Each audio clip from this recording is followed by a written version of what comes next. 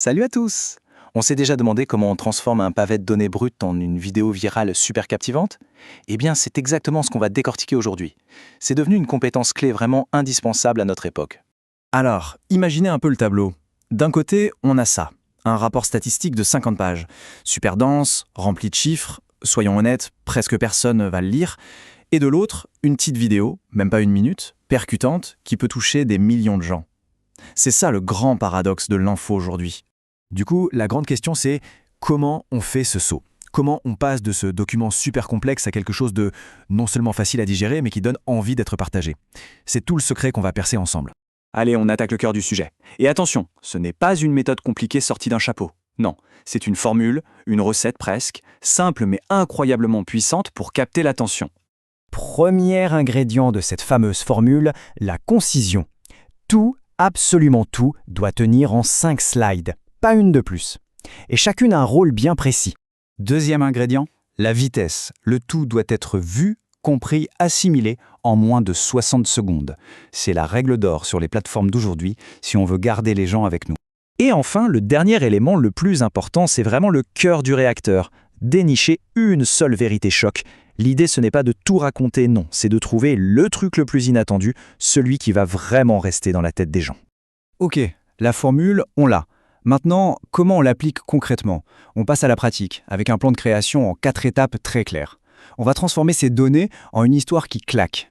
Et le processus est super logique. D'abord, on donne le document source à la machine.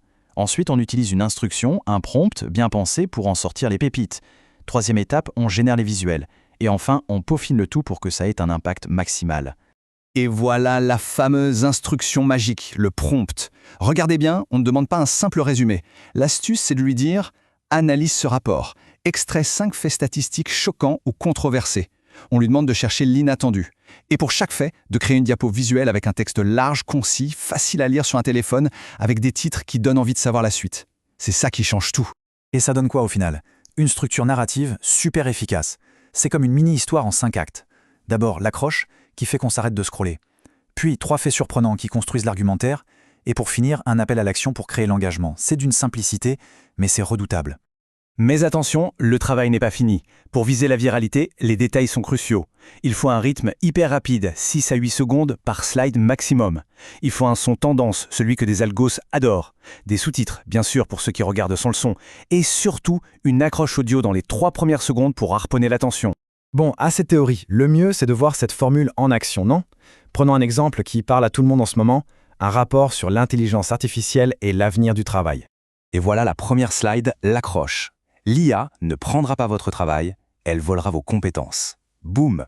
C'est puissant, c'est contre-intuitif, c'est fait pour une seule chose, stopper net le défilement. L'angle choisi n'est pas la peur de perdre son job, mais quelque chose de bien plus malin, la dévalorisation de ce qu'on sait faire. Ensuite, premier fait choc. Présenté de manière hyper simple, 80% des compétences des employés seraient inexploitées. On n'utiliserait que 20% de notre potentiel. C'est juste énorme.